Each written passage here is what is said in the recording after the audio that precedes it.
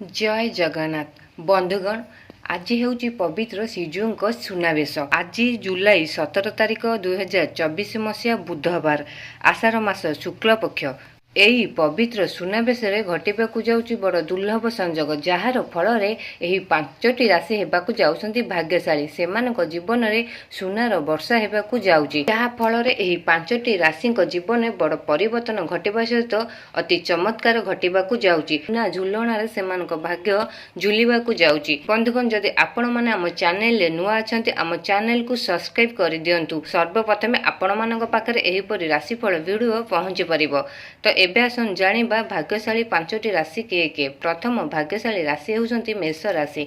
मेष राशि व्यक्ति जीवन में बड़ परिवर्तन घटिबाकू जाउची। प्रभु जगन्नाथ माँ लक्ष्मी कृपारु सेमानक जीवन में बड़ परिवर्तन घटिबाकू जाउची, जहा फल कि अचानक सुनार वर्षा हेबाकू जाउची। सेमानक जीवन में सेमानकर बड़ परिवर्तन घटिबाकू जाउची। एई पवित्र श्रीजीउଙ୍କ सुनावेश परठारु सेमानक वैवाहिक जीवन सुख समृद्धि आनिबा सहित सेमानक परिवार रे बड़ खुशीर वातावरण सृष्टि होगाकू जाउची। बिजनेस रे बड़ इन्वेस्ट करबाकू जाउछंती। अचानक सुना घर को आनिबार जोग मध्य रहिछि। माँ लक्ष्मी कृपारु धन प्राप्ति होबार जोग मध्य रहिछि। एबे आसंतु जानिबा द्वितीय भाग्यशाली राशि के। द्वितीय भाग्यशाली राशि होउछंती मिथुन राशि। मिथुन राशि ग्रह चक्र बड़ परिवर्तन घटिबाकू जाउची। एई श्रीजीउଙ୍କ पवित्र सुनावेश ठारु सेमानक जीवन रे खुशीर लहरी खेलिबाकू जाउची।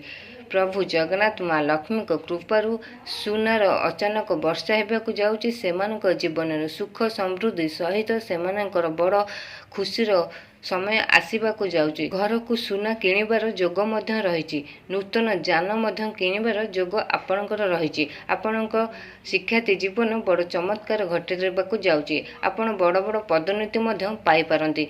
बिजनेस क्षेत्र में आपण बड़ इन्वेस्ट करबाकू जाउछंती। एबे आसंतु जानिबा तृतीय भाग्यशाली राशि के। तृतीय भाग्यशाली राशि होउची सिंह राशि। एई पवित्र श्रीजीउଙ୍କ सुनावेश ठारु सेमानक जीवन में खुशीर महल खेलिबाकू जाउची। सेमानक अचानक धन प्राप्ति हेबार जोग मध्य रहिछि। ता सहित सुना किणिबार जोग मध्य सेमानकर रहिछि।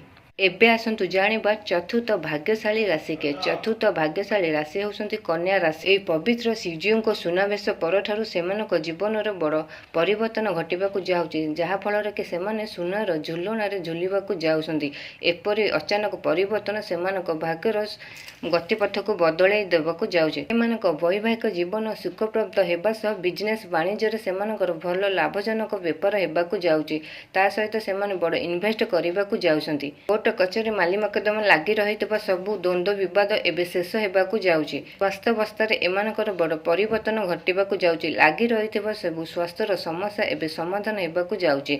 एबे आसंतु जानिबा पंचम भाग्यशाली राशि के। पंचम भाग्यशाली राशि होउछंती मीन राशि। मीन राशि व्यक्तिଙ୍କ जीवन में बड़ खुशीर महल खोलिबाकू जाउची। एई श्रीजीउଙ୍କ पवित्र सुनावेश परठारु अचानक आपणक जीवन में सुनार वर्षा हेबाकू जाउची।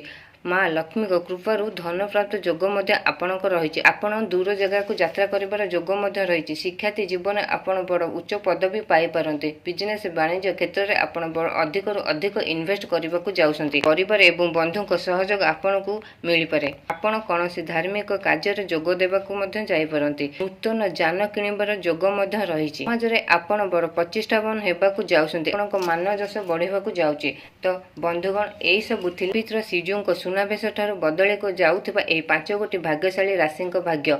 तो वीडियोटी केमती लागले आपण कमेंट बॉक्स रे जय जगन्नाथ माँ लक्ष्मी लिखि जणांतु। ता सहित आम चैनल को सब्सक्राइब करंतु।